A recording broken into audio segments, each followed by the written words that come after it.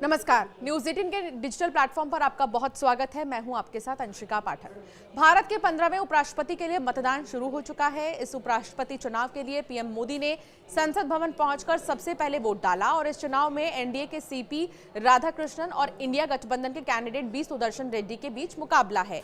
इसके अलावा जेपी नड्डा भी पहुंच चुके हैं, उन्होंने भी वोट कास्ट किया। राहुल गांधी की भी तस्वीरें सामने आई हैं, उन्होंने भी वोट डाला है। धीरे धीरे नेताओं का जो सिलसिला है पहुंचने का, वोट डालने का, वो अभी भी जारी है और 5 बजे तक जारी रहेगा। उपराष्ट्रपति चुनाव में नंबर गेम की बात करें तो इस लिहाज से एनडीए आगे है। वहीं इंडिया गठबंधन क्रॉस वोटिंग से आस लगाए बैठे हैं। एक बात आपको बता दें कि उपराष्ट्रपति चुनाव के लिए कोई चुनाव चिन्ह नहीं होता है और पार्टियां इसके लिए व्हिप जारी नहीं करती हैं। ऐसे में कोई भी किसी भी उम्मीदवार को वोट करने के लिए स्वतंत्र होता है और नतीजों में वैध वोट सबसे अहम भूमिका निभाते हैं। इस चुनाव में 3 पार्टियां वोटिंग में हिस्सा नहीं लेंगी। ओडिशा से नवीन पटनायक की पार्टी बीजेडी, पंजाब की शिरोमणि अकाली दल और तेलंगाना से चंद्रशेखर राव की पार्टी बीआरएस ने उपराष्ट्रपति चुनाव से दूर रहने का ऐलान किया है। एक और अहम बात, एआईएमआईएम और आम आदमी पार्टी ने इंडिया गठबंधन के उम्मीदवार का समर्थन किया है, जबकि वाईएसआरसीपी ने एनडीए के उम्मीदवार पर भरोसा जताया है। वैसे आज तक सिर्फ 4 बार ही ऐसे मौके आए हैं जब उपराष्ट्रपति चुनाव के लिए वोटिंग नहीं की गई और निर्विरोध उपराष्ट्रपति जो है चुने गए हैं। आज का दिन इसलिए भी अहम है क्योंकि राहुल गांधी लगातार पीएम मोदी पर डायरेक्ट हमला कर रहे हैं और बिहार चुनाव एसआईआर को लेकर दोनों राजनीतिक मोर्चों में ठनी भी है।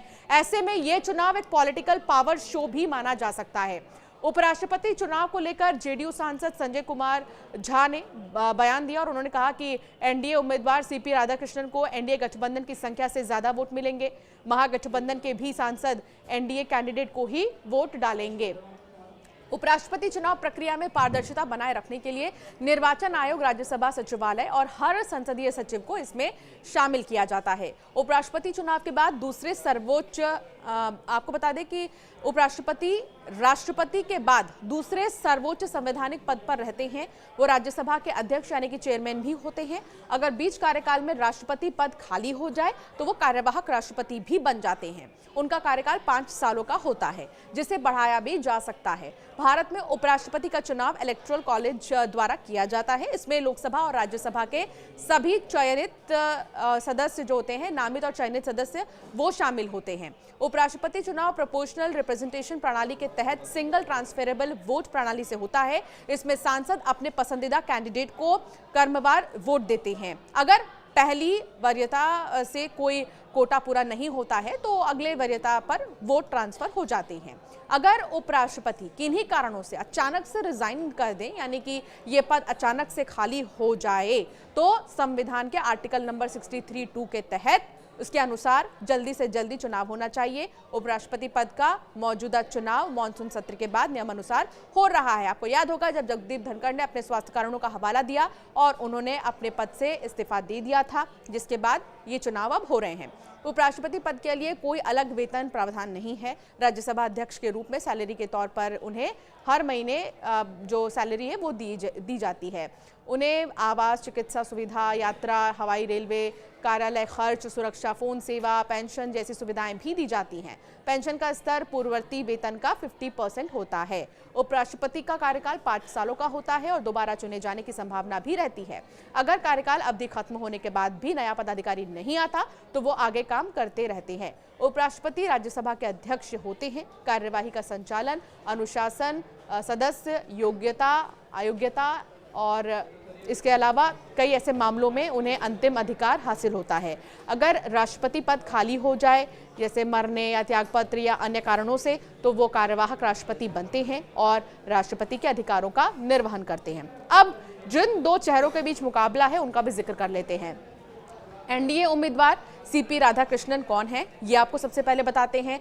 चंद्रपुरम पोन्नुसामी राधाकृष्णन बीजेपी के पूर्व वरिष्ठ नेता हैं। लंबे समय तक संगठन में सक्रिय रहे हैं। 2 बार लोकसभा सांसद रह चुके हैं। पार्टी की तमिलनाडु इकाई के अध्यक्ष पद पर भी कार्य कर चुके हैं। सीपी राधाकृष्णन ने दक्षिण भारत में भाजपा के विकास में महत्वपूर्ण भूमिका निभाई।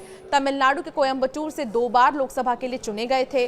उन्होंने यहाँ 2 बार 1998 और 99 में जीत हासिल की, लेकिन उसके बाद 2004, 14, 19 में में लगातार 3 बार कोयंबटूर से हार का सामना करना पड़ा।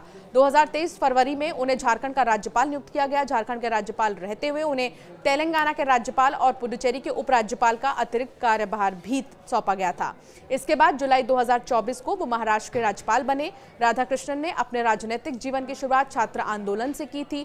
2007 में जब वो तमिलनाडु के प्रदेश अध्यक्ष थे तो उन्होंने राज्य में 93 दिनों की 19,000 किलोमीटर लंबी रथ यात्रा की थी। इस यात्रा में उन्होंने मुख्य रूप से नदी जोड़ो, आतंकवाद, समान नागरिक संहिता और ऐसे कई नशे के दुष्परिणाम जैसे मुद्दों पर ध्यान आकर्षित किया था। तो ये है सीपी राधाकृष्णन, जो कि एनडीए के उम्मीदवार हैं। अब इंडिया अलायंस के उम्मीदवार कौन है? सुदर्शन रेड्डी। ये भी आपको बताते हैं। 8 जुलाई 1946 को जन्मे बी सुदर्शन रेड्डी बीए और एलएलबी हैं।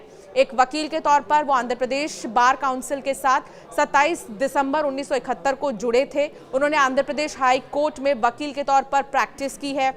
88 और 90 के बीच उन्होंने हाई कोर्ट में सरकारी वकील के तौर पर भी काम किया है और 1990 में वो बी सुदर्शन रेड्डी ने केंद्र सरकार के लिए 6 महीनों तक एडिशनल स्टैंडिंग काउंसिल के तौर पर भी काम किया। वो उस्मानिया यूनिवर्सिटी के कानूनी सलाहकार और वकील के तौर पर भी काम कर चुके हैं। 1995 को वो आंध्र प्रदेश हाई कोर्ट के जज नियुक्त हुए थे और साल 2005 में वो गुवाहाटी हाई कोर्ट के चीफ जस्टिस बने। इसके बाद 2007 में सुप्रीम कोर्ट का जज बनाया गया और 2011 में वो रिटायर हो गए। तो ये दो वो प्रमुख चेहरे हैं। 10 से 5 बजे तक वोटिंग का सिलसिला जारी रहेगा। 6 बजे पता चल जाएगा कि देश का 15वां उपराष्ट्रपति कौन होगा। ये नाम सामने आ जाएगा जब नतीजे सामने आएंगे। अब इंतजार करना होगा। अब तक कई बड़े दिग्गजों ने वोटकास्ट कर दिया है। आपकी क्या राय है इस पर? हमें जरूर कमेंट कर बताएं।